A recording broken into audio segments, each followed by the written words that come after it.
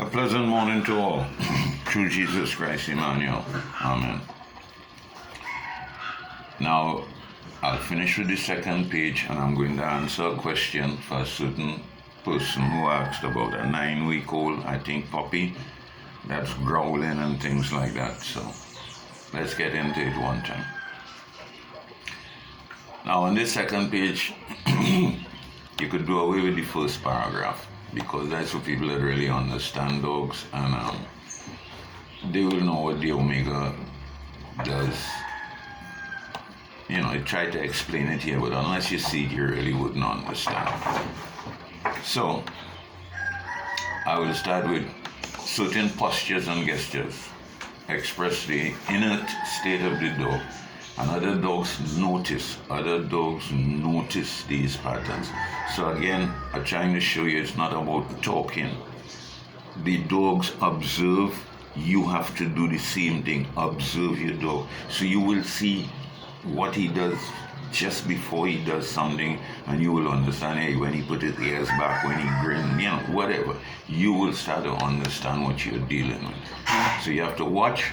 Other dogs notice these patterns and will respond in characteristic ways depending on their own particular feelings.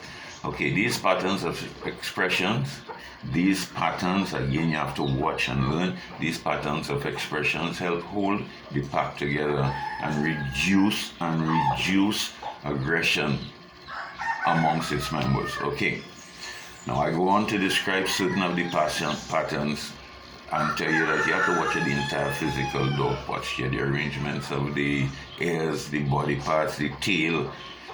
When the dog have the ears pinned back with a grin, you know, when the ears is forward, different things. I try explaining it, but there's no way to explain all. You have to start to watch and learn, watch other people's dogs, start to observe dogs in general, and you will see different patterns. Okay. An important contribution to harmony in the pack. Okay, that's again submission, rolling over, all these kinds of things, but alright, I think I finished with this. And as I said, if we're asking dogs to live as part of our pack, it is important to remember they should abide by the same rules. Don't try to change the rules. They should abide by the same rules as they would outside with a wild pack, but adjusted to the confined quarters and human pack members. Okay. Again, it says, otherwise we leave room for dogs that challenge humans for positions in a pack with disastrous consequences. That would never change. Okay, let me get on to answering this question now with the 9-week-old dog. And I'm going to go back to the previous page because it has some things I want to use on that page. Okay. A dog, when it's born, they start from day one, they start to adjust for positions in the pack and who's going to be on each rung of the ladder. The strongest dog, the most assertive dog, the dog that is striving to be leader eventually, is going to be strong enough to push away all the weaker dogs from the nipple, from the breast when they are nursing. So the strongest dog, the most assertive dog, the leader of the puppy's pack, will be the one that always on the best nipples. The best nipples are found more towards the hind legs of the dog. The smaller nipples to the front don't hold as much milk. The best dogs will always be on the best nipples. Now you get in a dog at about 9 weeks old, he's coming from that environment where this particular puppy had to be the leader or one of the leaders right up there. He wasn't far. He right in the beginning of this stuff. So he's trying the same thing on you. He don't know anything else. He knows, hey, I move from a food, that kind of attitude. I run things here. Now, the only way to, well, my way of getting rid of that is you're supposed to have a place in your dog, in your house or wherever you're keeping your dog. I get banned from keeping dogs in the house, so let me just take a walk outside and turn this camera. I'm not actually doing the video yet, but I'll show you what goes on. I think I could turn the camera back here. Alright, I'm not getting it to switch to the front camera. So, I guess I got it.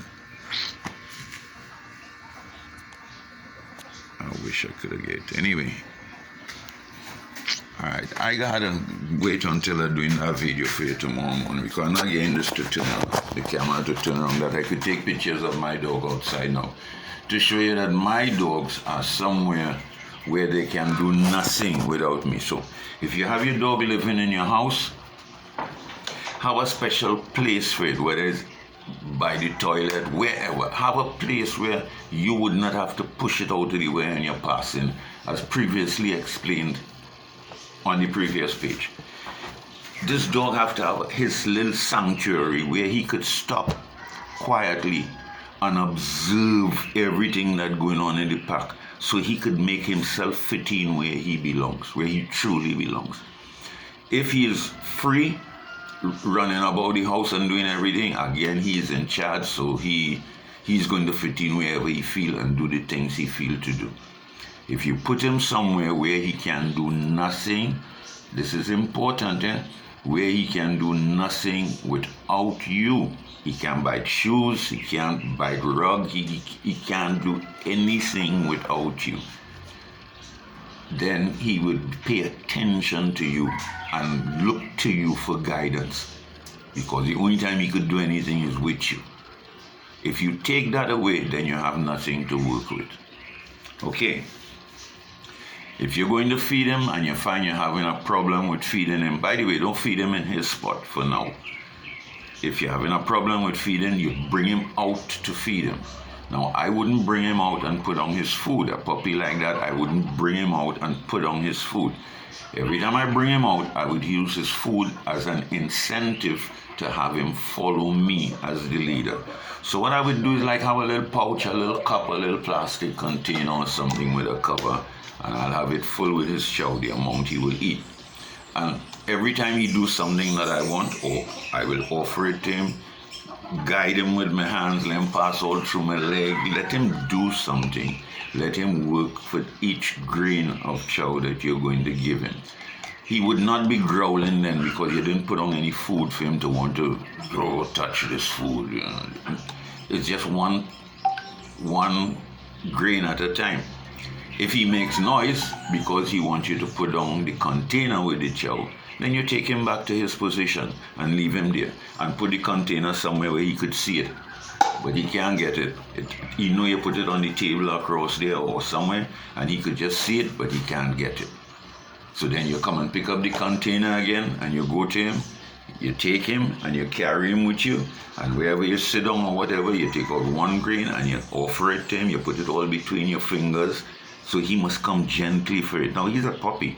If he snap at you or anything, you hit him a little backhand or something. I mean, that's what his parents would do. Hey, don't growl at me, boy, you know. Don't pull at my breast. Your teeth hurt in my breast. That's why she started to stand up and nurse them. The nails will be hurting the breast. And if you're too rough, she just scold you and put you away. You have to do the same thing. You're not going to kill the puppy by scolding it. And whenever you scold it, this is important. Whenever you scold it, the scolding must be instantaneous and only last for that moment when the incident was happening. A dog wouldn't understand when you're scolding him continuously and for 20 seconds after.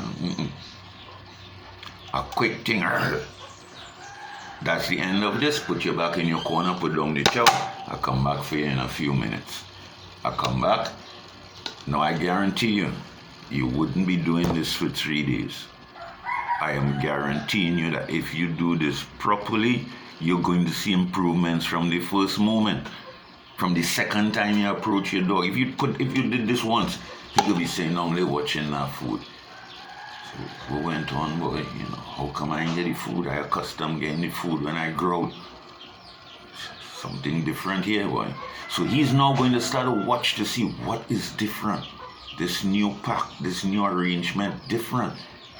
Let me see what I'm at to fit in here too. He trying to fit in, He trying his best to fit in. You have to give him the opportunity. So you come back and you do it the second time. If you have to put him back the second time, he will say, oh, it's as soon as I growl, I get put back here, Let me see what will happen if I don't growl next time. It wouldn't happen for 3 times. I'm telling you, you're going to see improvements from the first time you do it, second time. By the 3rd time, things are going to be going how you want. Oh shit, the video not recording. Me and I stop this all the time, but... Oh yeah, it's recording, man.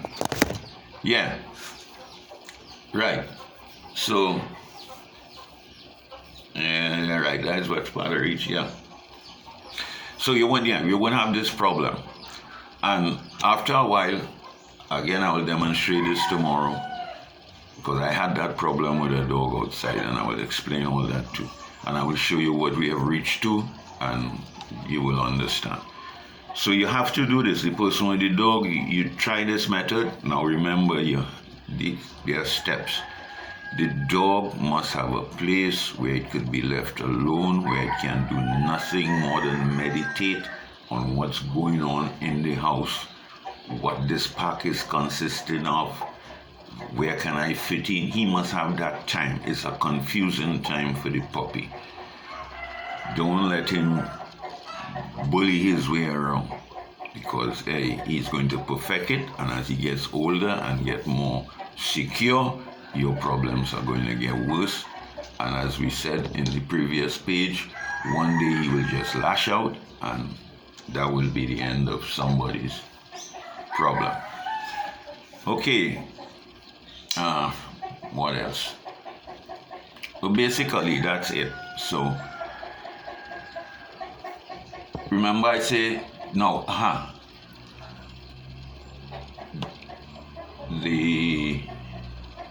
I talk something about not being tyrannical or democratic. Yeah, that's on the next page. And well, I am not in one to always be fighting with your dog. Give him a chance to understand. Here why. He's small now, you're going to be fighting with him, and he's going to be telling himself, oh, this is the way things go in this pack. Who could beat who the most, or who could dominate who the most.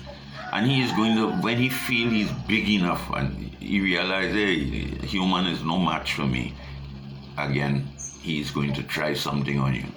So you mustn't be doing it by force. No way. Because you can't beat the dog when he get big. There's no way you send a dog behind a man with a gun and wherever. So you can't stand up to that without a pad. And you're not going to be going to your dog dressed for, fight work then. So come out of that one time. It says it, read it again. I'll try it. Right, he places himself between the two fighting parties but does not participate. The leader of the pack in the wild don't participate and fight. If they do fight, it's normally a fight to the death. Your dog knows this. This is another thing, I'm glad I said that.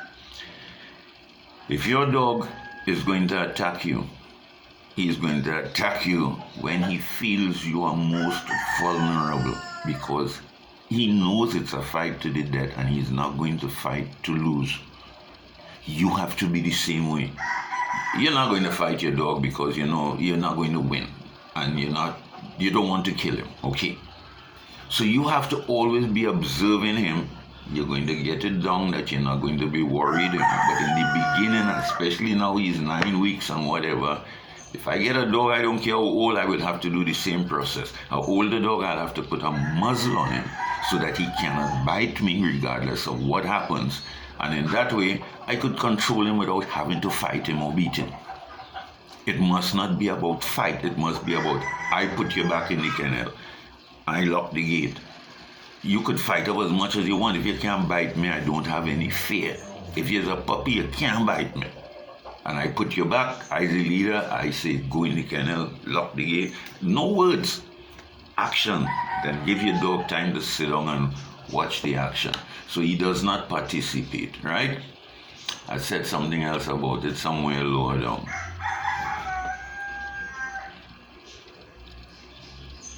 Right. I also said every member is constantly watchful. Now, if you are not moving a certain way with your dog, and if you're letting him lead and do things like that, he's always watchful. So the day something happens, he's going to spring out again because you didn't show him that you are the leader. So down the road somewhere, when he really wants to do something, you're not going to be able to stop him. And he will catch you by surprise because you didn't know that was building up all the time. This was it. Most of the behavior is directed towards the goal of either maintaining one's social status or possibly raising it. You have to be aware of this. Again, I'll show you that tomorrow, please God. So basically, that's about it for this video. It's almost as long as the last one, but I hope you understand. I hope it was a blessing to you. And please ask a question. It would help me to. I do these things naturally, and it's not hard to remember. I do it so naturally that I don't even realize, oh shit, this is important. That is important. I've been doing it all my life, so it would take somebody to ask a question or something to stimulate me to bring it out and say, oh shucks, this is the reason, this is because of that. So help me to help you by asking questions and participating, please. All right, I'm going to end this one here. Thanks again.